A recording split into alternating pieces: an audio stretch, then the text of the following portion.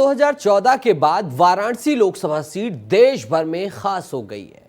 हर किसी की निगाहें इसी सीट पर टिक जाती हैं क्योंकि प्रधानमंत्री 2 बार से यहीं से सांसद हैं।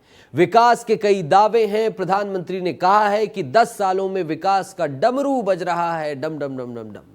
लेकिन आम लोग जानते हैं कि विकास ने कितनी गति पकड़ी है और कितनी सफल रही है, और ये समझने के लिए इस रिपोर्ट को देखिए।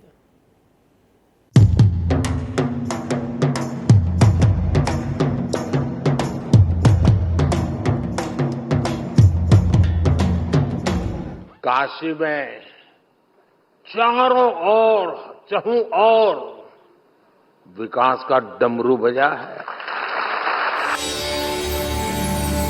ज्ञान, ध्यान, आध्यात्म, संस्कृति और मोक्ष की नगरी को अब मोदी से क्या चाहिए, ये सवाल बड़ा है।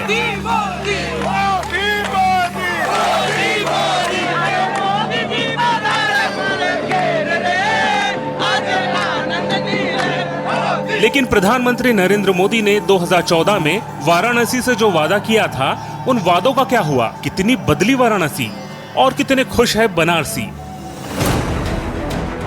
हम आपको सब दिखाएंगे विस्तार से, क्योंकि कहने को तो चुनाव 543 लोकसभा सीटों पर हो रहा है, लेकिन निगाहें तो सबकी एक ही सीट पर टिकी है, वो है वाराणसी।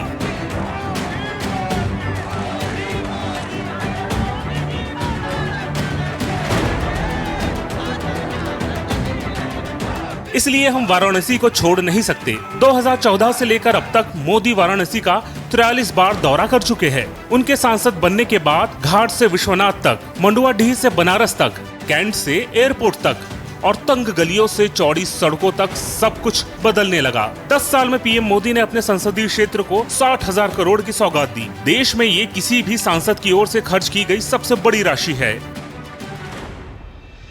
आप सब विद्वानों और विशेषकर युवा विद्वानों के बीच आकर ज्ञान की गंगा में डुबकी लगाने जैसा अनुभव हो रहा है।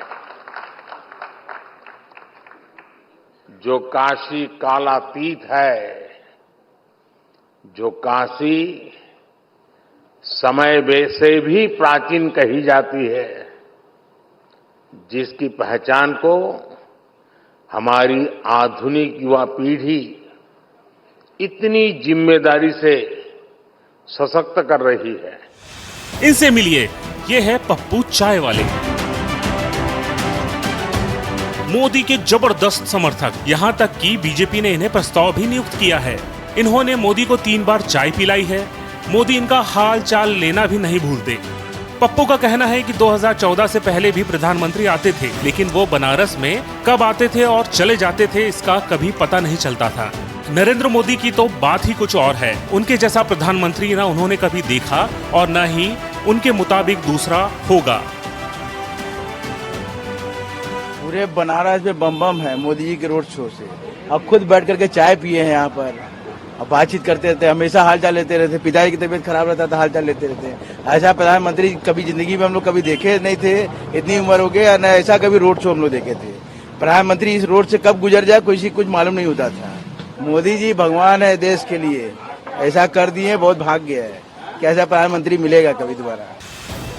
बनारस पहुंचे पर्यटकों और बनारस के ही रहवासियों ने बताई बनारस के विकास की कहानी। लोगों ने बताया कि पहले और अब के वाराणसी में बहुत फर्क है। हर जगह विकास दिखता है। एक सक्षम शासक का हर फैसला गलियों गलियों में दिख रहा है। वाराणसी पहुंचे पर्यटकों का कहना है कि वाराणसी में सिर्फ मोदी है, ना कोई दूसरी पार्टी है, ना ही दूसरा कोई नेता है और ना ही कोई दूसरी कोई चुनौती है। लोग गर्व करते हैं कि मोदी वाराणसी के प्रत्याशी है। सब जगह रोड, बिल्डिंगे, मंदिर बहुत जोरदार बन गया है। सब सुविधा हो गई है यहाँ पे। अभी चारों तरफ भगवा लहरा रहा है, एकदम दिख रहा है। अभी से ही जश्न मनाना हमें शुरू कर देना चाहिए, ज्यादा समय बचा नहीं है। बहुत बदलाव आया। उन्होंने बहुत यहाँ के जो बाबा विश्वनाथ का कॉरिडोर आप देख रहे हैं, और यहाँ बनारस के लिए पर्याप्त धन मिला है। पुल है, सड़क है, रेलवे है। तो ये एक जो विकास हो रहा है ये एक बहुत अनवरत विकास है। मतलब जो विकास पहले नहीं हुआ था वो पहली बार यहाँ पर हुआ है। सर कहना यही है कि वो बनारस के सांसद रहते हुए उन्होंने बनारस के लिए जितना काम किया है वो रिकॉर्ड कार्य है। और आने वाले दिनों में हम बनारस वासी जो बनारस में रह रहे हैं प्रारंभ से ही यही उम्मीद करते हैं कि आने वाला दिन भी बनारस के लिए बेहतर होगा और बेहतर करेंगे। ये थे पर्यटक, लेकिन अब जरा उनके वाराणसी के विकास की कहानी सुनिए तो। पीढ़ियों से बनारसी साड़ियां बुन रहे हैं। बुनकर बताते हैं वो मदद के बिना खत्म होने की कगार पर थे, लेकिन मोदी ने बनारसी साड़ियों को वैश्विक पहचान दिलाई।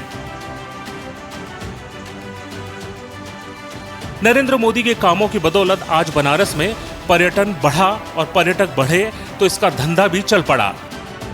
आज जो बनारस आता है वो शगुन के तौर पर बनारसी साड़ी जरूर लेकर जाता है। तो वहीं बनारसी साड़ियों के एक और व्यापारी ने बताया कि मोदी ने बड़े बड़े डिजाइनर्स की कॉन्फ्रेंस करवाई और बनारसी साड़ी को नई पहचान दिलाई और आज पूरी दुनिया में बनारसी साड़ियों की मांग बढ़ी है। उन्होंने पूरी साड़ी इंडस्ट्रीज की पूरी मदद की। मोदी ने ही हैंडलूम को बढ़ावा देने के लिए ट्रेड फैसिलिटी सेंटर बनाया गया। साड़ियों का कारोबार इस वक्त बहुत ज्यादा बढ़ा हुआ है। करीब इस वक्त तो नई नई डिजाइनें आ रही है, नए नए तरीके से नई जनरेशन को इस वक्त साड़ियों के बहुत अच्छे तरीके से ले रहे हैं। लेकिन 2014 में जब माननीय हमारे प्रधानमंत्री जी मोदी जी जब आए बनारस से लड़े और आने के बाद उनने बनारसी माल को बढ़ाने के लिए बहुत यहाँ पे मदद किया। सबसे पहले अगर वेडिंग से लेकर अगर किसी भी फंक्शन में अगर सबसे ज्यादा अगर मतलब पसंद की जाती है तो वो बनारसी साड़ियां हैं और उसको बढ़ाने में माननीय मोदी जी का बहुत हाथ है। उनने इस चीज को बढ़ाने में हम लोग के पूरे इंडस्ट्रीज की बहुत मदद किया है। अब मोदी तीसरी बार वाराणसी से मैदान में है, विकास की नई उम्मीदों, नए वादों, नए इरादों और कायाकल्प के नए संकल्प के साथ। ब्यूरो रिपोर्ट, विस्तार न्यूज।